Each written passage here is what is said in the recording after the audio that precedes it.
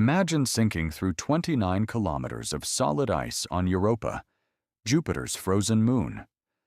No light, no sound, just the weight of a frozen world pressing down on you from every direction. And then, after what feels like an eternity of darkness, the ice gives way. You break through into open water, but this is not any ocean you have ever known. There is no sky above you, no surface to swim toward, just a ceiling of ice stretching in every direction, sealing you inside a body of water that has never seen a single ray of sunlight.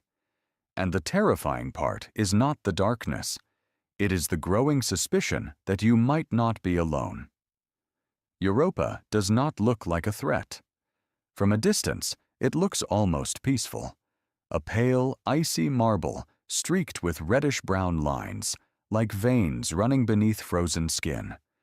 It is slightly smaller than our own moon, just over 3,100 kilometers across. It orbits Jupiter once every 3.5 days, locked in a gravitational embrace so tight that the same face always points toward the gas giant. On the surface, it is one of the smoothest objects in the entire solar system. Almost no craters, no mountains, just ice, cracked and scarred, but eerily flat. And that smoothness is the first clue that something strange is happening beneath. On most moons and planets, craters pile up over billions of years. Europa barely has any. That means the surface is being constantly replaced. Something from below is pushing upward, erasing the old scars and laying down fresh ice. The most widely accepted explanation is simple and unsettling. Europa has an ocean, a global liquid saltwater ocean hidden beneath kilometers of frozen crust, and it has been churning quietly in the dark for possibly billions of years. The first real hints came from NASA's Galileo spacecraft, which orbited Jupiter from 1995 to 2003. During its 11 flybys of Europa, Galileo's magnetometer detected an induced magnetic field, not from within the core, but from something electrically conductive beneath the surface. The best explanation was salty liquid water. Then came the images.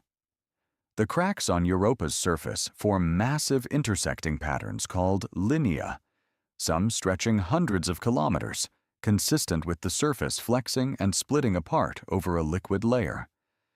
Some regions showed chaos terrain, areas where the ice appears to have broken apart, shifted, and refrozen in a completely different arrangement, like a jigsaw puzzle that was shaken and put back together wrong. That kind of disruption only makes sense if something warm and fluid was pushing up from below. But how can liquid water exist so far from the sun? At roughly 670 million kilometers away, the surface temperature hovers around minus 160 degrees Celsius. Everything should be frozen solid, and it would be if not for Jupiter. Europa is caught in a gravitational tug-of-war between Jupiter and its neighboring moons, Io and Ganymede. Their combined influence keeps Europa's orbit slightly elliptical, and that changing distance creates tidal forces. Jupiter's gravity physically stretches and compresses Europa's interior with every orbit. That constant kneading generates heat through a process called tidal heating. Think of it like bending a paperclip back and forth. The metal gets warm at the point where it flexes. Now, imagine that happening on a planetary scale, continuously for 4.5 billion years. The ocean is enormous. Current estimates suggest it could be around 100 kilometers deep. The deepest point in Earth's oceans reaches about 11 kilometers. Europa's ocean could hold 2 to 3 times the volume of all water on Earth, and all of it is locked away in complete darkness beneath a frozen lid. In January 2025, NASA published results from the Juno spacecraft's 2022 flyby. Using its microwave radiometer, Juno measured the temperature profile of Europa's ice and settled a debate that had raged for decades. The ice shell averages about 29 kilometers thick. That is roughly 18 miles of solid, rigid, frozen water between the surface and the ocean. Juno confirmed the thick ice model, and that carries a heavy implication. A thick ice shell means the ocean is deeply isolated. Europa's surface is blasted by Jupiter's radiation, which splits water molecules and generates reactive chemicals. If those chemicals could seep through the ice and reach the ocean, they could potentially fuel life. But 29 kilometers is a formidable barrier. Juno detected small cracks and pores in the near surface, but they only extended a few hundred meters down, nowhere close to reaching the ocean. And yet, there are signs that the ocean is not completely cut off. In 2012, the Hubble Space Telescope captured images of what appeared to be enormous plumes of water vapor erupting from Europa's south polar region, rising as high as 200 kilometers above the surface. Then, in 2018, researchers went back to old Galileo data, greater than, and found something remarkable. During a 1997 flyby that brought the spacecraft within 206 kilometers of the surface, the magnetometer recorded of more than 200 nanoteslas over just 3 minutes, while the plasma wave spectrometer detected a sharp spike in plasma density. The only model that matched was one where Galileo had flown directly through a water vapor plume. The evidence had been sitting in the data for over 20 years. If those plumes are real, the ocean is actively venting its contents into space. Europa is not just frozen, it is breathing. And that means a spacecraft could fly through one of those plumes and sample the ocean directly. No drilling through kilometers of ice, no landing on a surface that would destroy most electronics within hours. Just a flyby through a cloud of ocean spray. That brings us to the radiation. Europa sits deep inside Jupiter's magnetosphere. At the surface, the radiation dose is equivalent to about 5.4 sieverts per day.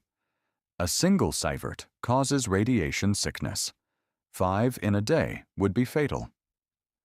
The radiation also destroys any organic material on the surface.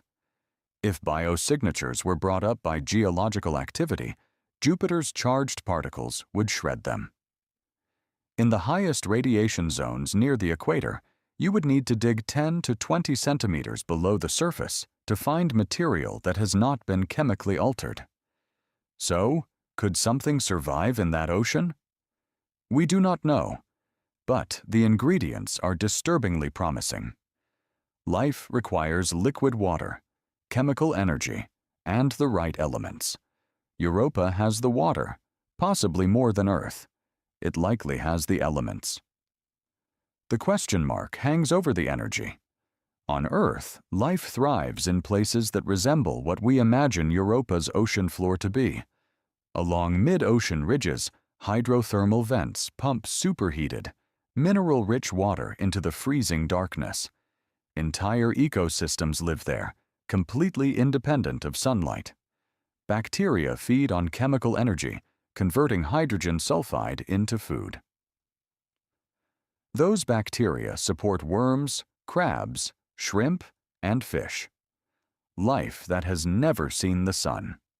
But in 2024, studies suggested that Europa's rocky interior may not produce enough heat to drive volcanic activity on the seafloor. Simulations showed that magma likely cannot travel through the thick rock above it to reach the ocean floor. Without active volcanoes, a major source of chemical energy disappears. There is a counterpoint, however. A process called serpentinization can generate chemical energy at much lower temperatures. When seawater percolates into cracks in rock and reacts with certain minerals, it produces hydrogen gas and heat. A 2016 NASA study found that Europa's ocean could maintain an Earth-like chemical balance through serpentinization alone. And simulations from 2024 showed that low-temperature hydrothermal systems on ocean moons could persist for billions of years, long enough for life to emerge.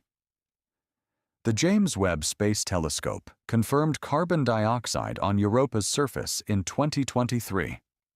Specifically, in Terra Regio, an area of chaos terrain. The carbon dioxide appeared to originate from the interior, suggesting the ocean itself contains carbon compounds. Webb also confirmed the water vapor plumes. Europa was not just leaking, it was actively releasing the contents of its hidden ocean. On October 14, 2024, NASA launched Europa Clipper aboard a SpaceX Falcon Heavy rocket. It carries 9 scientific instruments designed to map Europa's surface, measure its ice shell, detect organic molecules, and confirm the subsurface ocean. The spacecraft will arrive at Jupiter in April 2030 and perform 49 close flybys, swooping as close as 25 kilometers from the surface. If plumes are active, Clipper's mass spectrometers could sample them directly, tasting the ocean without ever touching the ice. The answer, whatever it turns out to be, is frightening either way. If Europa's ocean is barren, it tells us something deeply uncomfortable about how rare life might be. But if something is there, even a single-celled organism feeding on chemical energy in the dark, it changes everything. It means life is not a fluke. And if it happened twice in one solar system, the universe is not empty at all. Europa does not care about our questions. It just keeps orbiting, keeps flexing, keeps hiding its ocean beneath 29 kilometers of ancient ice. Whatever is down there has been waiting in the dark for longer than complex life has existed on Earth. And right now, a spacecraft is hurtling toward it, carrying the instruments that might finally let us listen. Thanks for watching, and I'll see you in the next one.